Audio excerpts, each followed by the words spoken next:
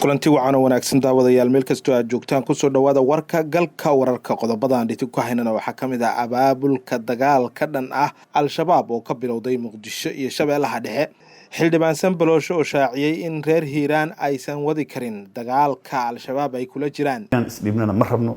intaan isdhiibi lahayna gabar intay naga nooshahay waa wadayna anaga dagaalka Soomaali haddii hilib isku kaan yeelana waxaan rabnaa dagaalkaas in gacanna la ku siiyo iyo ciidamada dawladda oo dib ula wareegay deegaano cusub ay ka qabsadeen al-shabaab Masar iyo dalka Greego oo ka hor yimid heshiis ay gaareen Turkiga iyo Liibiya qodobadaas iyo qodobo kale oo xiiso leh ayaad ku daawan doontaan warka galka wararka fadlan daawada haddii aad nagu cusub tahay channelka subscribe noo saar noona sii share garee barnaamijka si uu dad badan u gaaro mahadsanid aan ku bilownay saacadihii la soo dhaafay waxaa magaalada Muqdisho ka anbabaxay ciidamadii ugu badnaa oo kamida militariga Soomaaliya kuwaasi oo deegaano ka tirsan gobolka Shabeellaha Dhexe u anbabaxay ciidamadan oo qabanqaabadoodu maalmihii la soo dhaafay ee ka socotay magaalada Muqdisho ayaa gaaray deegaanka Cadale waxaana ujeedka uu yahay sidii al-shabaab looga saari lahaa deegaanada ay kaga sugan yihiin gobolka Shabeellaha Dhexe xildhibaano uu kamid yahay Maxamed Cajiib Cismaan iyo saraakiil ciidan ayaa hogaaminaya howlgalka gobolka Shabeellaha Dhexe looga saaraya al-shabaab kuwaasi oo bilaabaya in deegaanadaasi ay ka saaraan al-shabaab dhinaca kale magaalada Muqdisho ayaa waxaa kulan ku yeeshay mid kamid ah beelaha Soomaaliyeed gaar ahaan beesha Direed kaas oo ujeedkiisu ahaa sidii ay uga qayb gali lahaayeen dagaalka lagula jiro al-shabaab ra'iisul wasaare ku-xigeenka dalka Saalax Axmed Jaamac oo shirka qayb ka ahaa ayaa waxa uu sheegay in beeshiisa ay ahayd beelihii ugu horeeyay ee bilaabay dagaalka ka dhanka al-shabaab isagoo tusaale u soo qaatay dagaalka al-shabaab lagula galay deegaanka Bacadweyn ee gobolka Mudug sidoo kale waxa uu sheegay in al-shabaab aysan jirin hadda cid ay deynayso loona yahay inay dhankooda ay ka qayb noqdaan dagaalka lagula jiro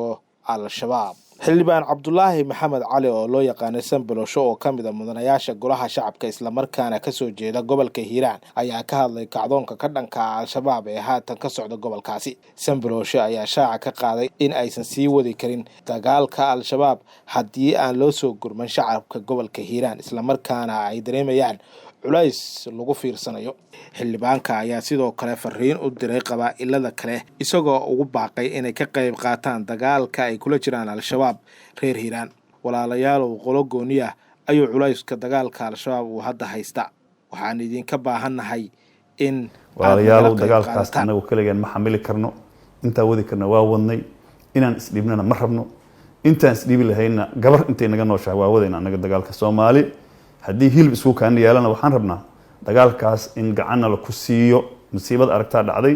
gurmadaan u baahanahay gurmadkaan u baahannahayna ma ahan mid biyo iyo baada waxaan u baahannahay cadowgu wuxuu wataa fikir iyo qoray fikir hadda nasiibkiisa waxaan rabnaa saanad military annagu daawo ma rabno biyo ma rabno ciidan waa rabnaa rasaas waa rabnaa qoray waa rabnaa qof kasta oo Soomaaliyeed ee naga naxaya ee dareen wadaninimo iyo Soomaali mid islaamnimo leh hanagala soo qayb qaataano ficil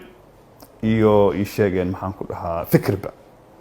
ciidanka xoogga dalka iyo xoogagga xoreynta gobolka Hiiraan ayaa maanta si buuxda ula wareegay deegaan iyo Samoon oo bariga gobolka Hiiraan ku yaala halkaasi oo ay ku sugnaayeen al-shabaab deegaankan ayaa kamid ah goobihii dhawaan ay ciidanku ka soo baxeen taas oo saraakiisha ay ku sheegeen inay uga baxeen xeelad dagaal hase ahaatee ugu dambeyn maanta mar kale ay dib ula wareegeen howlgalkan lagula wareegay deegaanka ayaa waxaa qayb ka ahaa ciidamo ka tirsan xoogga dalka oo ka yimid dhinaca Galguduud iyo waliba diyaarado dagaal waxaana taasi ay keentay in al-shabaab ay degdeg uga baxaan deegaankaasi gudoomiyaha gobolka Hiiraan Cali Jeyte Cismaan iyo saraakiisha ciidamada howlgalka hogaaminaya ayaa goob fagaara ah kula hadlay dadka deegaanka waxayna u sheegeen in ay dib dambe aysan ciidamada dawladda uga bixi doonin deegaanka balse looga baahan yahay in ay la shaqeeyaan ciidanka xoogga dalka iyo xoogagga xoreynta gobolka Hiiraan ayaa howlgallo masiri ah ka wada gudaha tuulada waxaana wararka la helaya ay sheegayaan in ciidamada huwanta ah ay wajahayaan deegaanka Moqorsi si looga saaro al-shabaab dalalka Masar iyo Greego ayaa ka hor yimid heshiis dhinaca tamarta ah oo ay gaareen dalalka Liibiya iyo Turkiga heshiiskan oo dawladda Liibiya ee Tripoli ay ogolaatay in sahaminta dhanka tamarta ay ka samayso badda